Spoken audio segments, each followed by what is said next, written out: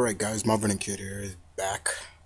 Time for my thoughts, my recap slash review on this last week's episode of A Young Justice. Yes, indeed. This was episode 35 entitled Darkness. So, pretty much as always, the dates being a lot. March 23rd, the Gulf of Mexico. Uh, Basically, we're inside the Manta sub, and basically in there we see Lagoon Boy basically insulting, Aqualad, telling him he's a betrayer, everything like that. Aqualad, not really. He wants to, but he's not trying to pay you. You can really see on his face that he's trying. He wants to tell them. He wants to tell Lagoon Boy that I'm not. But they are interrupted by Mac Manor, who demands that the prisoners to be brought to the partner immediately. We don't know who this partner is. Aqualad offers to do it himself, but his father is like, I got another task for you. And Lagoon Boy is still pretty much insulting him again, calling him a traitor and everything like that. And he pretty much, Aqualad coolly replies, he knows his place basically and know his place and everything like that. He injects a sedative into Lagon's bloodstream, which causes him to pass out, and pretty much he is placed in a pod and carried off, that we've seen in the past couple episodes. Black Manta explains pretty much that though he trusts his son completely, the light requires more evidence. And that's where we pretty much pick up where we see we see Aqualad Calder has assembled a strike team consisting of Icicle Jr., the Tom and the Terra twins basically, and his new right hand man Tigress, who is basically Artemis in disguise. And while we're seeing this, basically, they're all like, the Terror Twins are a little bit upset because they know what they're going to do. They looking forward to doing this because of what happened to them in a couple episodes later in the first season. And you see Icicle Jr. just trying to hit on uh, Trubent, the female, the sister, and they also is not concerned. They're concerned also about Calder, basically saying that they don't trust Calder, but they don't trust Tigress. And she rebluffs by saying, you want to challenge Black Manta's trust to his son and to her. Basically saying like, I can hear you what you're saying, which is kind of funny. And so they're still urging on telling Calder tells them to focus on the mission. So we pick up later. We're in El Paso, and Jamie Jaime gets a doorbell answer from the doorbell. And Impulse is there, and once again, like I said, we've seen this kind of like this friendship, and pretty much, you know, uh, Impulse wants to hang out with him. He said, "Let's chill, hang," and they go out and just go hang out for a while. So we move on once again. We move on to Ivy Town, and we see Karen, aka Blue Beetle, just you know talk just in her book. She's really into this book, lost all into this book, and it's kind of bad. She's so into this book, guys. She doesn't even realize Malcolm is right there, her boyfriend, and she's surprised that he bumped in her, but she's more like she she's like, he's like, come on, let's go hang out and everything like that.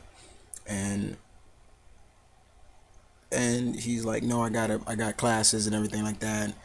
And he's been saying like, what about our dates and things like that? And she's like, well, we were at this mission brief. And he's now getting to the point where he's saying that doesn't count as a date. And that makes a lot of sense. And so he says, look, I'll come with you into the lab. And she's like, okay, but it's going to be boring.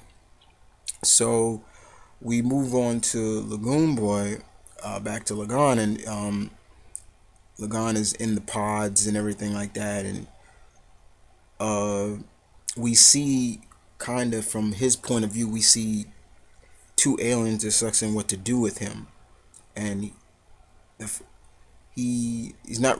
They doesn't really see too much of him, but then they kind of pretty much get back into it. Uh, they like he's a worthy research. Uh, so back at the mountainside near outside El Paso, Impulse and Blue Beetle are showing off their abilities and everything like that. Blue Beetle's using his sonic cannon, destroying boulders and everything like that. Impulse tops it by pretty much making a making a collage of himself with the debris from the and the Scarab is not convinced by his work. It's kind of funny. It was really funny hearing the Scarab talk once again. He's got that really deep voice, and he's like really talking. And that's when pretty much they're attacked by the gang, the strike team, and uh, Beetle and Jaime are just doing their best to fight off, and then all of a sudden Tiger strikes a bolt net at him at I believe Impulse and pins him down. Impulse vibrates out of it, but Tom's Tom helps his sister restrain Blue Beetle because he's having a little trouble until Icicle Jr. comes and cases them all while Calder's watching from a ledge. Unfortunately, both of them break free, and Blue Beetle knocks out uh, Tom and Icicle Jr. with his sonic cannon and pins Tigress to the ground with his staples, and he blasts a charge at the sister with close range, sending her flying, and Impulse joins in, and then the Scarab is suggesting to kill them, like, and Jamie's like, he's like, no, we take a strategic retreat, and Impulse won't go without seeing Calder, and he rushes up to Calder, and while Calder's standing there silently, Impulse allows him a few blows, and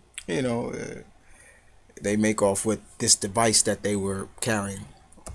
Um, so pretty much back at, then they return to Mount Justice, and Impulse and Blue Beetle arrive at the cave where Nightwing meets up with them, and he tells them what happened. They tell him what happened, and what happens is the device is kind of a tracker, and it's tracking, and it also has like, it serves as like decryption, like a Trojan horse, I should say, and it disables the cave's security systems, and the Calder and his team are able to get in the cave, and that's when they start to strategically take out some of the people that were there, from Beast Boy and people like that. They were on the base, Sphere, Wolf, and everything like that. And it's kind of, you got to give him credit, but yeah. And pretty much we turn back to what's going on with Mal. He's just really, you know, bored, and unfortunately, Karen's just really into her work, and that's when we get to see Dr. Palmer. Ray Palmer, makes his appearance, and he's really impressed at, what Karen has been doing, and pretty much that happens there. However, back at the base, we see Superboy get attacked by in the grotto.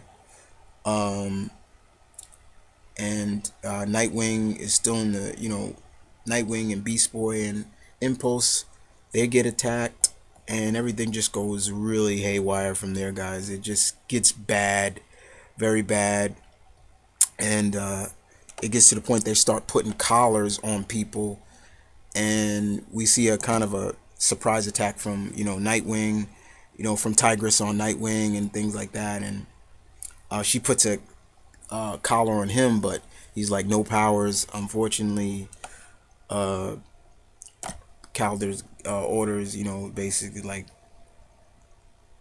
this is it'll blow up, and things like that. However, even outside, they had they were gonna take Impulse and the guys and the rest of them, and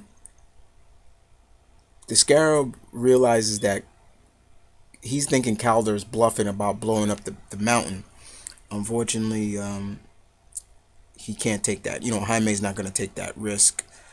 Um, and pretty much after that, it gets really bad. Unfortunately, there was another. The detonator does get pushed, and we see them flying away with some of the gang, and we see Calder order Tigress or Artemis to you know push the button, throw the detonator, and we see pretty much Mount Justice get blown up, and Mal sees it from the town, from Ivy Town, and he's shocked. He calls the Watchtower for assistance and things like that, and he rushes over and he finds you know Superboy, Wolf, and Nightwing in the water. Superboy wakes up, carries Wolf, and you know it was bad. They blew up the base, um, and that was a shock right there. I didn't think he was gonna do it, but he did. Uh, very much, but it happened, guys. And we the next day, March 24th, we were in Washington D.C. at the Hall of Justice, where Nightwing is recuperating, and basically that's when Wally comes in, and he's he's really upset. He's not convinced that the three members of the team are captured. He's not. Um, and people nearly died. Putting Artemis. He's starting to really show his anger. Like Artemis shouldn't be there. Calder's making him safe. He's starting to think that Calder may be a triple agent or a double agent. He may be working for somebody else. He's not really deep undercover. He's still not on our side. He lost his love, and he how much of his percentage is true. In the months, is he's joined the dark side really.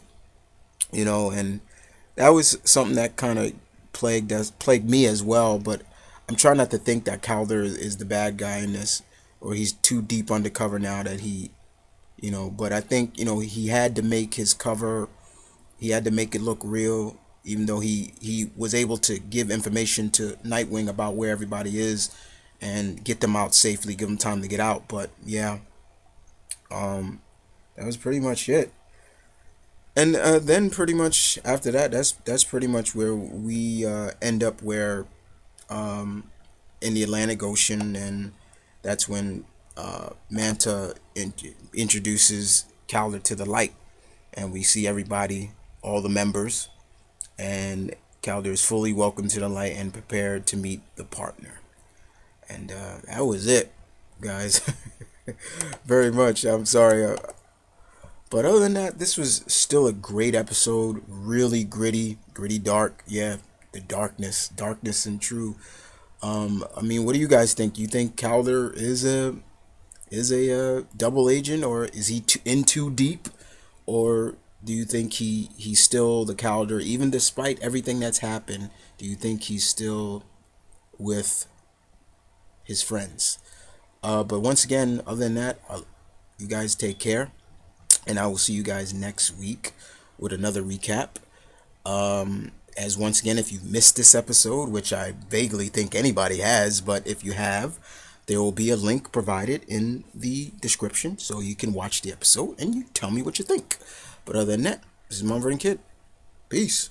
One more thing, I was saying darkness, I meant darkest. That's the title of the episode. Sorry, guys. But other than that, guys, you guys take care.